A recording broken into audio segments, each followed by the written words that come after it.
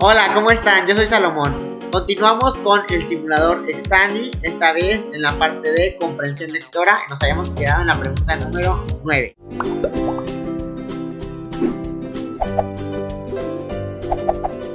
Entonces empezamos con ¿qué expone el texto? En los 20 años que tengo vinculado a la producción histórica, primero como estudiante y luego como profesor, nunca había visto a los historiadores académicos actuar como comunidad frente a los desafíos de la vida pública.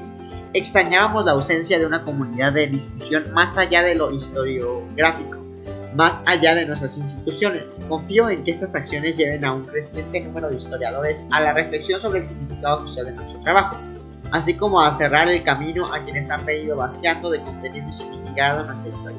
Saludamos al Observatorio Ciudadano de la Historia y al Seminario de Ética para Historiadores, esperando que sean una campanada para enfrentar la crisis en que está sumida la ciencia histórica. Entonces nos dice ¿qué expone el texto? Inciso A, la visión de la relación historia-sociedad. Inciso B, el punto de vista del autor sobre el tema. Inciso C, una referencia al trabajo de los historiadores. Inciso D, un balance sobre problemas históricos actuales. Entonces en este caso es el inciso B, el punto de vista del autor sobre el tema. Siguiente. Lee el texto y conteste las preguntas. Viven en la pobreza 26 millones de niñas y niños en México. Bueno, las preguntas dicen, ¿cuál es el propósito del texto? Entonces vamos a ver.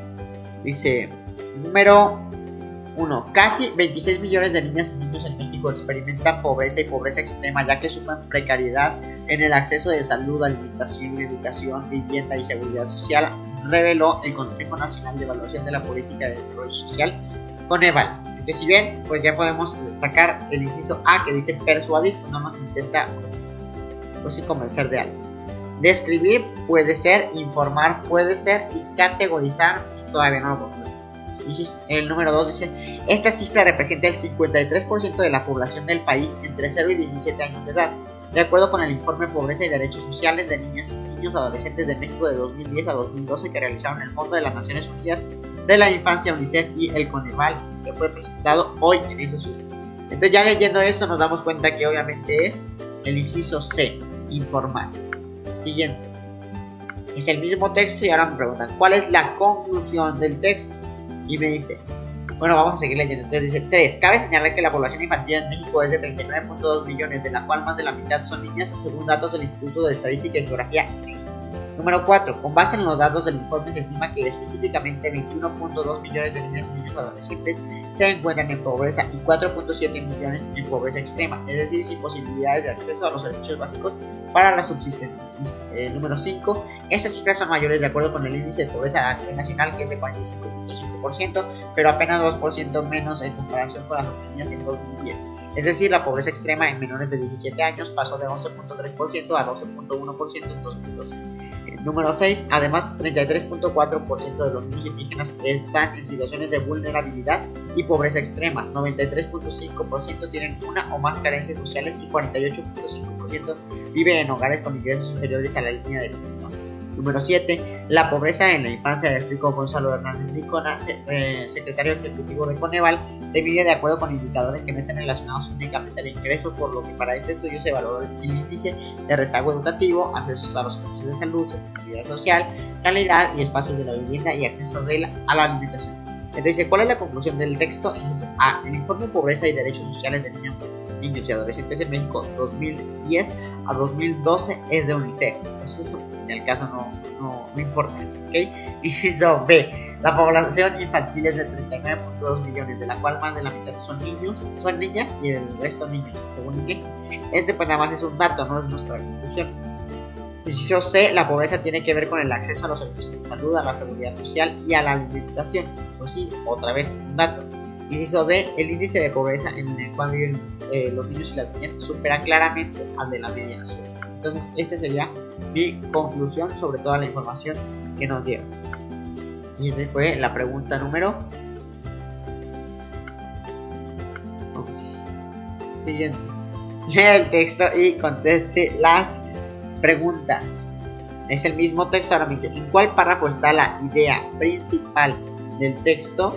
Y entonces dice en el que, inciso A, en el párrafo 1, casi 26 millones de niños y niños en México experimentan pobreza y pobreza extrema, ya que sufren precariedad en el acceso a la salud, alimentación, educación, vivienda y seguridad social, reveló el Consejo Nacional de Evaluación de la Política de Desarrollo Social, Coneval. Obviamente, esta es la idea principal porque ya nos está como resumiendo todo lo demás que leímos en un solo párrafo. Después me dice, ¿cuál tipo de lenguaje usa el texto? La pregunta número 3. Y entonces me dice, científico, vulgar, culto o argótico. Entonces, científico, pues no estamos utilizando términos científicos. Entonces, no. Vulgar tampoco estamos hablando así como si fuera con un amigo, por lo tanto, no. Y culto, pues obviamente esta sería la respuesta correcta. Siguiente. Con el mismo texto, ahora me dice, de acuerdo con el texto, en México, inciso A, se redujo de manera significativa la pobreza en menores de edad en 2012. Inciso B, una cuarta parte de los menores de 17 años sufre algún tipo de pobreza. Inciso C, 4.7% de los menores de 17 años de edad viven en pobreza extrema. Y el inciso D, más de la mitad de los menores de edad viven en condiciones de pobreza. Entonces, esto es lo que nos dice el texto, el inciso D, que está en el párrafo de la lingüística. ¿Cuál oración resume lo enunciado en el texto? Entonces ahora ya es otro texto diferente. Y estamos en la pregunta número 15. Dice, a lo largo de nuestra vida debemos encarar una serie de etapas de cambio y transición. Se observa que mientras algunas personas viven en el cambio positivo como desafío, estímulo, creatividad, otras lo experimentan como negativo en etapas de dolor, sufrimiento o miedo. La diferencia entre estos dos grupos radica en que el primero tiene un modelo amplio de la situación con oportunidades de aprendizaje para elegir. El segundo, en cambio, tiene una representación interna limitada y reducida sin recursos ni opciones. Por lo tanto, una forma de asumir el cambio de una forma positiva es a través del uso de la programación neurolingüística, que sirve para decretar nuestros objetivos a través del lenguaje y lograr resultados exitosos. Entonces me dice, inciso A, las características de la neurolingüística. Inciso B, la diferencia entre el cambio positivo y el cambio negativo, ¿no? Inciso C, las diferentes etapas del cambio que se enfrentan en la vida. E inciso D, la neurolingüística como estrategia para asumir el cambio. Eso pues, ese término pues ya no se lo varía todo lo que se habló en el texto. Siguiente, la pregunta número 16. De acuerdo con el autor, ¿qué se debe combatir para evitar la pobreza, la injusticia y dejar atrás la concepción de un país en vías de desarrollo? Como enfermedad nacional capaz de minar los cimientos más sólidos aparece la corrupción.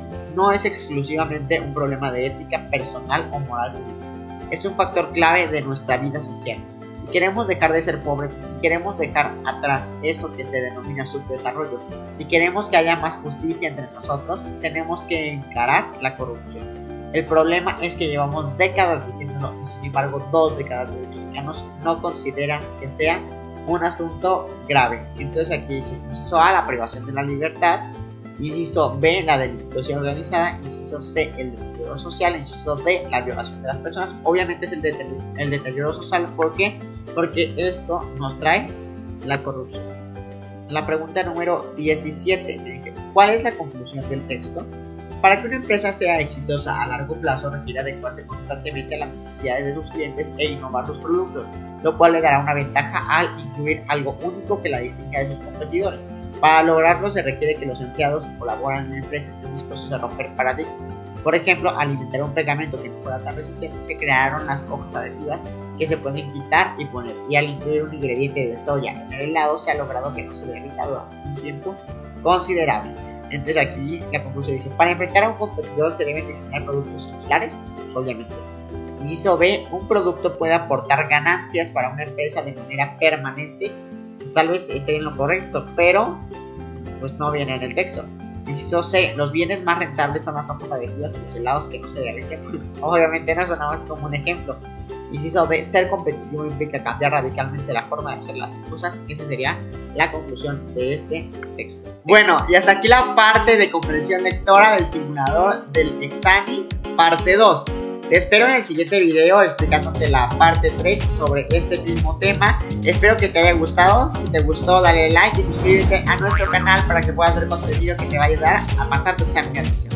Yo soy Salomón, nos vemos en el siguiente video.